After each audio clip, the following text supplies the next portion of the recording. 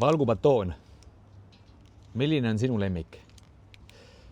Aga mis ma tahan öelda selle kohta on see, sa pigem ära söö seda kui valguallikat, söö seda kui magustoitu, mahuta see enda kalaraaži, aga enne seda ja pärast seda söö toitainete rikkalt, palju köögivilju, palju kiudaineid, palju valku teistest allikatest nagu lihatooted, piimatooted, miks mitte erinevad taimsed valguallikad, ise otsustad, aga ära taha proteiinibatoonist saada oma valguvajadust, sest sa lähed kaloritega lõhki muidu. Või siis peatad kaalulanguse, sest et sa sööd neid liiga palju ja kvaliteeti, mis kõhtu täidaks ja sulle vajalikke toitaineid annaks, sa piisavalt ei saa. Nii et mulle meeldib see batoon rohkem kui Snickers näiteks ja saan siit 15 grammi valku ka, abiks ikka.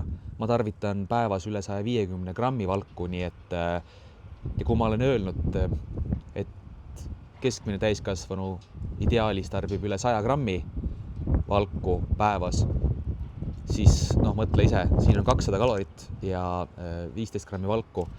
Kui keskmine täiskasvanu säilitamiseks vajab 2000, langetamiseks pool kilo nädalas tempoga umbes 1500, siis kui palju sul neid üldse mahub sinna eelarvesse nii-öelda, on ju. Et süües ainult neid, sa ei saa oma päevast valguvajadustki täis ja selge see, et see tervislik ka lõpuks ei ole, on ju. Lühikeses plaanis võid ju teha mingisuguse, pool naljaga öeldes mingisuguse valgubatooni testi, challenge'i, research'i enda peal, aga see on naljaga öeldud. Aga mahuta see enda eelarvesse, kui sa tahad. Kohvi kõrvale väga hea, kohvis on törts piima ka, mitte liiga palju. Kus ma sellega tassi nüüd panen? Okei. Nii et sul tuleb hakata, kui sa seda veel ei tee, asju konteksti panema, et kui palju su keha eelarves ruumi on säilitamiseks, langetamiseks ja siis hakkad seda täitma võimalikult suure kvaliteediga, aga jätad ruumi ka nendele toodetele, mis sulle väga meeldivad.